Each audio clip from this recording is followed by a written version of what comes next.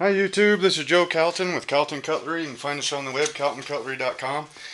I did two videos yesterday, reviews on the Benjamin Marauder rifle, and the other one was on the Benjamin Marauder pistol. I've owned both of them for about a year or so now. They're absolutely amazing tools within, uh, within their particular skill sets for uh, taking small game, getting rid of smaller predators and varmints, in different places. Extremely quiet, extremely accurate. Um, the one part that's both an advantage and kind of a disadvantage at the same time is the air system. I said in the other video that this right here is your air chamber, and so you fill it up with one of the high pressure air pumps, and then you pump it up to, this gun is a maximum of 3,000 psi. Now doing a chronograph test and a shot string where you pump it all the way up to 3,000 and then you shoot it up, you keep shooting shots over the chronograph, and you get can't remember what they call it, but like a pressure curve along with velocities at each shot, and that kind of tells you where the rifle likes to be shot at. So this particular rifle with the 18 grain JSBs likes to be shot from 2,900 psi down to about 2,000 psi. Now that gives me about 3 clips, so about 30 consistent shots at roughly 800 feet per second. You can pump it all the way up to 3,000. The first couple of shots, if you pump it all the way to 3,000, you get into something called valve lock, which is where the pressure in the pressure in the reservoir right here is overpowering the valve spring in the valve. And so pretty much you have really high pressure in the reservoir, but you don't get the velocity that goes along with it because it's overpowering the valve spring, is kind of a simple explanation about how it works. Anyway, so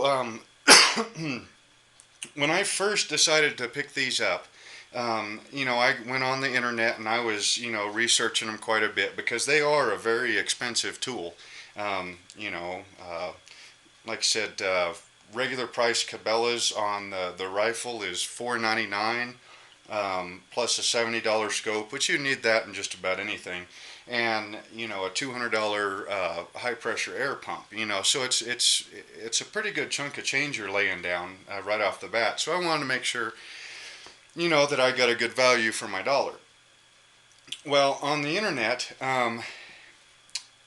I found out that to maintain the air system, they have the pump, which is, a $200 manual pump. It works basically just like a bicycle pump. You bring it up and then push it down. It compresses the air through the tube or the hose into the rifle. They also have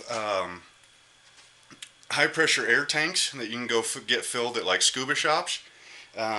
Some of the guys were talking fire stations, pretty much any place that's going to be filling high pressure breathing apparatuses, SCBAs, things like that. Here in Wyoming, it's not like we have a whole lot of water, so we don't really have a whole lot of dive shops that I know about in town. Then there's the last option, which is a high pressure air compressor. And those, boy, they start getting pretty pricey in a hurry. They've got the shoebox compressor, and I want to say it was $1,000 or so, something like that. Um, if I was shooting these things competitively, and or going through lots and lots and lots of rounds, every week, I would probably consider, purchasing a used compressor or building one, or getting the tanks and all that kind of stuff. But personally, this is a hunting rifle for me. I mean, you know, I've filled this thing up and then gone hunting 5 or 6 different times and never pumped it up in between them. You know, I mean, 30 shots when you're out rabbit hunting, you know, that's, well, 30 shots is, you know, a possible 30 rabbits. You know, more than likely 27, 28 rabbits or so out of, you know, 30 shots. I mean, that's, you know, the limit in Wyoming is 10 rabbits per day. So, you know, you could hunt for 3 full days on one charge if you were a really good shot. So anyway, so I got the pump, and tell you the truth, I haven't minded it very much at all. Now it seems like everybody says that the pumps are really hard to work. I don't really find that they are, but we're going to go ahead and you've seen there are videos on YouTube showing guys pumping their rifles up.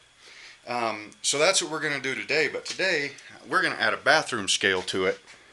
That's that white glaring spot right there. And then hopefully we'll be able to get a, you know, a good reading on about how much force it takes to work that pump. And then that might give you a better idea of, okay, well, is the pump for you, or should you, you know, find a dive shop and go with the tanks? So anyway, so the rifle right now is at about 2600 psi. And so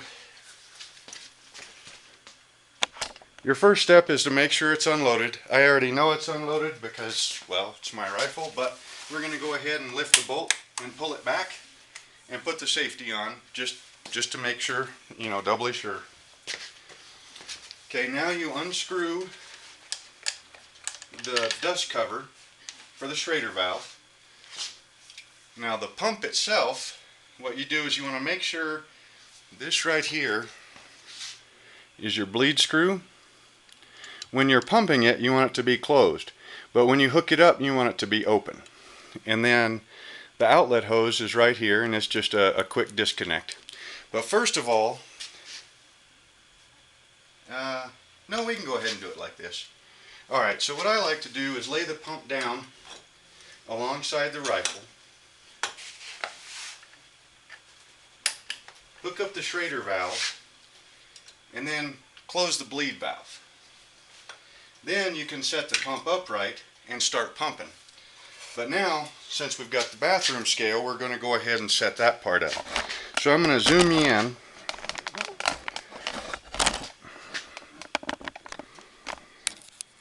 So that you can see the numbers on the scale.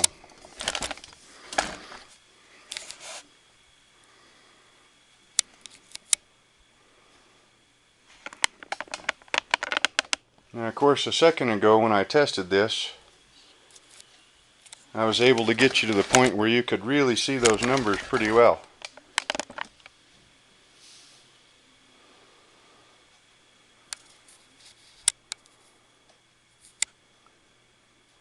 And why is it not doing it right now? Let's see if we can't get you a little bit closer.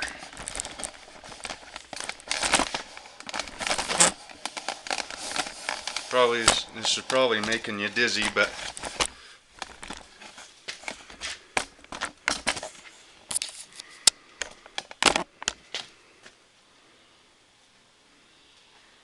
okay, that could possibly be, I'll try it on this side, maybe it's getting too much light.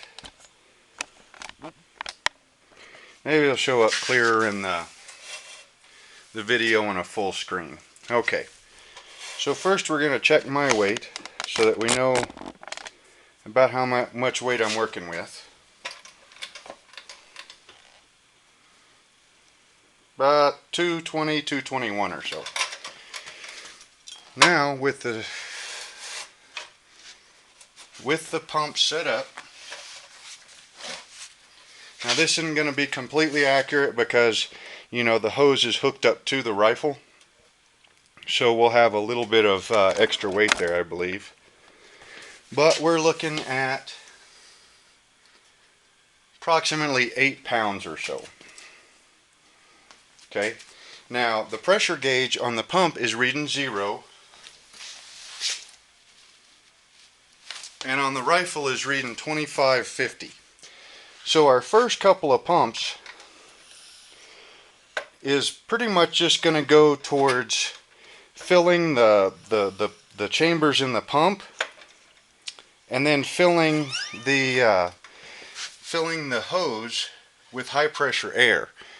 Once the pump and the hose reach the pressure that's inside the rifle, or the reservoir, then that will overcome the valve in the Schrader valve. And then as we build air pressure up in the pump and the hose, it will go ahead and go into the reservoir.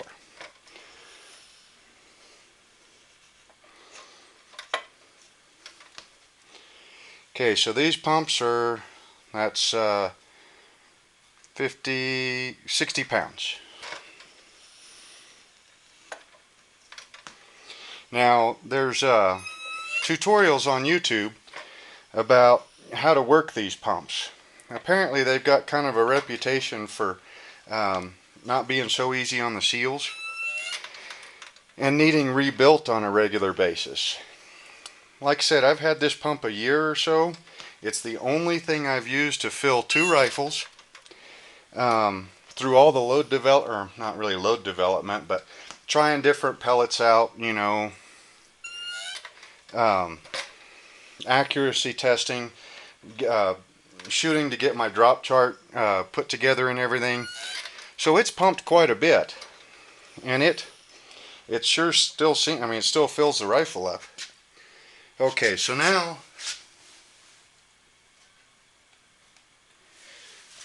now the pump is at 2,000 psi, and it is taking,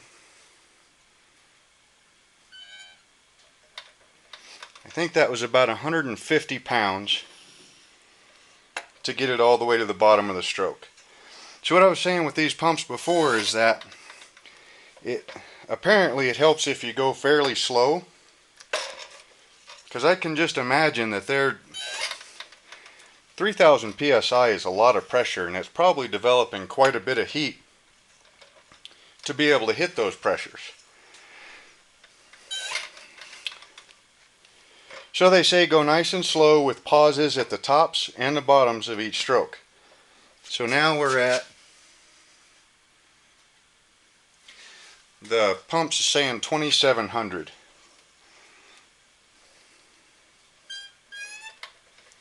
And I think that was 182 pounds.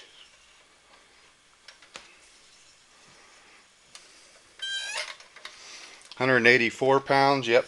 And then you'll have to subtract out the 8 pounds or so that the pump itself weighs. But it's, you know, I mean, I think it's fairly easy going. You know, you pump it down to about this point with your arms, and then that last little bit, you just bend your knees and put your body weight onto the pump handle, and, you know, push it the rest of the way down. I like to check the gauge on the rifle. It's reading 2,700. And we're going to take it up to about 2,800 or so, because it's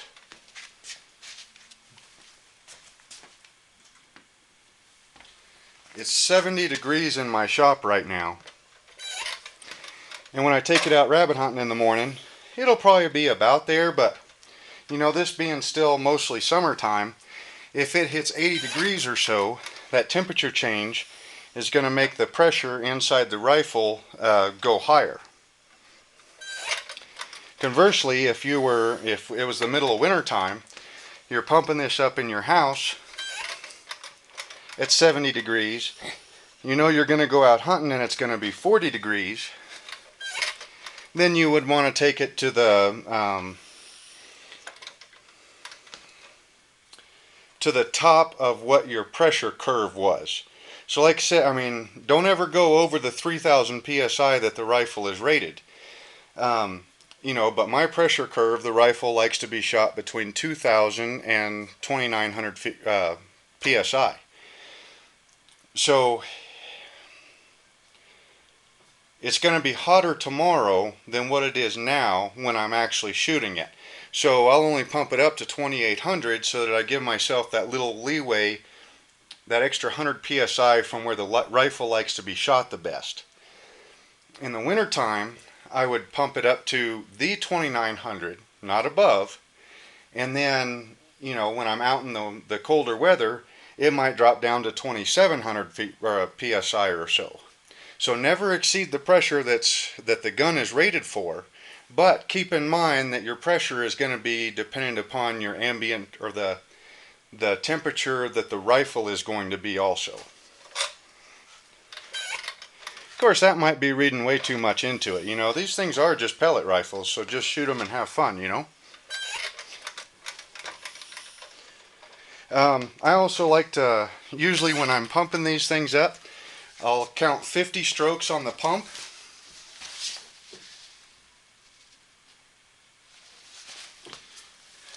They're about 2750.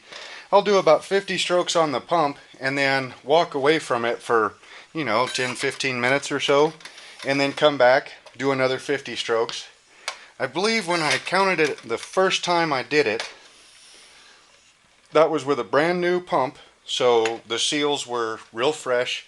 I don't know if that has anything to do with it. I want to say to go from 2000 to 2900 was 100 to 115 strokes of the pump.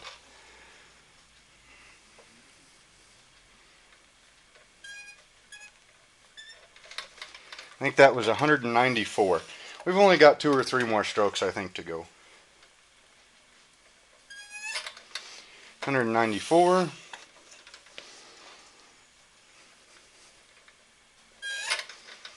194. Now it's also, you know, if you're a little on the light side, you know, when I'm pushing this handle down, right now I'm trying to let you see what the scale is saying. So, you know, I'm coming right down to where it starts getting hard, and then starting to slowly push it so that I can get you an accurate reading. If you're actually just pumping this thing and not trying to get, you know, weight readings on it, you know, it would be much easier because you would use your momentum to finish the stroke.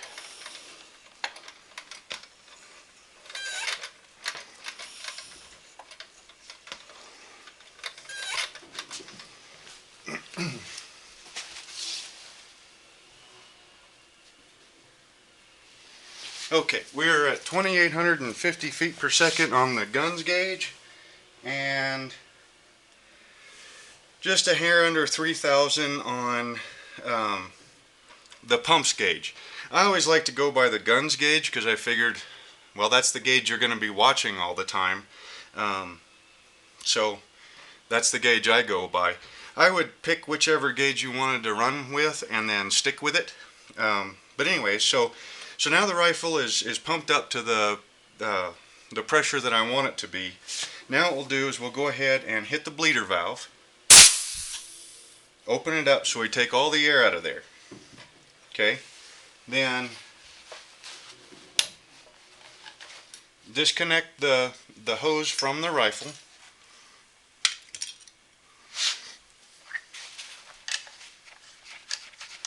Put our dust cap back on. And then the way I like to leave these rifles here is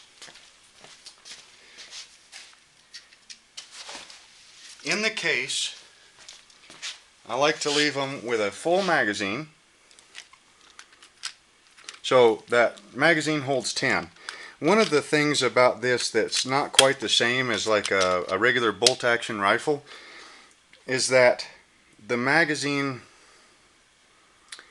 there's no way, okay, like my deer rifle, it's a 308 bolt action Winchester. Okay, well I can put 5 rounds into the magazine of the rifle, and then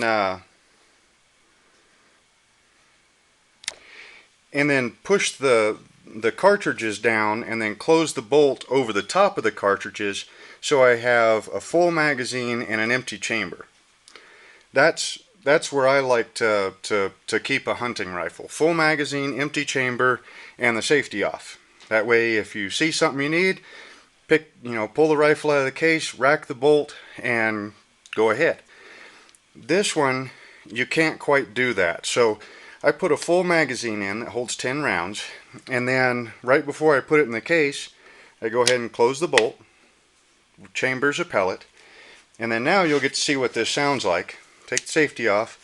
I've got my stump over here that I use for, well, it's a shop stump. You use it for straightening knife blades and everything. And there it went. So that one, I'm actually surprised. I must have hit a knot. Hit a knot in the stump because it bounced back. Usually they penetrate in there quite a ways.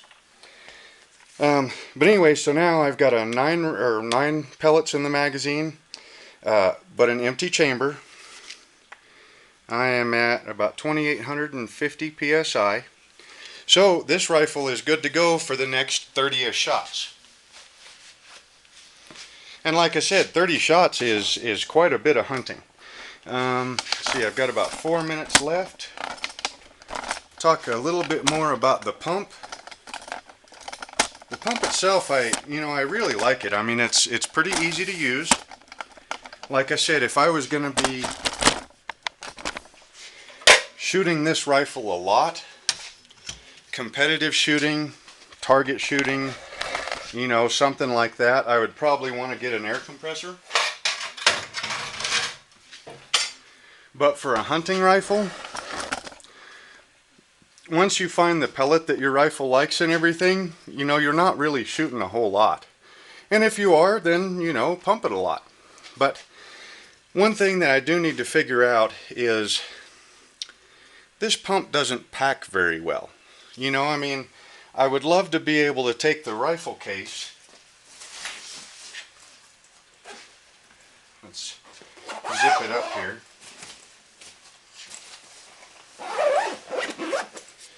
My rifle case right here has got, the rifle. It's got a sling on it. We've got, a pouch here that I keep extra pellets, an extra drop chart, one of the, pull-through cleaning kits. This is one of the Hoppies ones, I think. You get them at Walmart for like 15 bucks. I just went ahead and pulled the brass brushes out of it. So extra pellets, a cleaning kit, I think gloves in here, and some other stuff. I would love to be able to put the pump on the case, or make a case for the pump that would kind of attach to the case. That way you just grab the whole thing, and you if you need more air while you're out hunting, why then you've got your pump with you. But the pump it's kind of blocky and awkward. This really large footprint on the foot plate, it's nice while you're pumping it, but it doesn't really lay flat against anything. And the hose coming out the side, you don't, I mean, this is a high pressure tube. You don't really want to kink it a whole lot. So, a swivel on here would be nice, or, putting this from this way to that way to where it's kind of in line with everything would be a little bit nicer to be able to strap to the side of your rifle case. So probably what I'll end up doing, maybe this winter, I'll go ahead and maybe just take a couple of strap hinges, and then take this base plate off and then put a couple of strap hinges on it, and that way it has that old school folding stirrups on it. See how I like that. And I might just take it like an old pair of blue jeans and stitch up a little case for this, that'll attach to my rifle case. But anyway, the pump seems to be working great after a whole year. I think we saw it takes 194 pounds worth of force to push the pump at the higher pressures. Give or take the weight of the pump and all that kind of stuff. So hopefully that'll help you decide if you can work with one of these high pressure pumps, or if you need a tank and a compressor. Hope you enjoyed the video. If you pick up one of these rifles and pumps, I hope you enjoy them also, and we'll see you next time.